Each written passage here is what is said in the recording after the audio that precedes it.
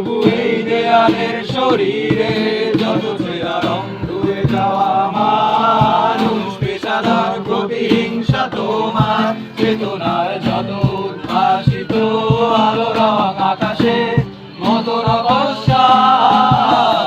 দিনে ডুবে থাকা তোমার প্রিয় কোনো মুখ তার চোখের কাছাকাছি এসে কেন পথ ভেঙে দুটো মানচিত্র এঁকে দুটো দেশের মাঝে বিধে আছে অনুভূতিগুলো একত্রে।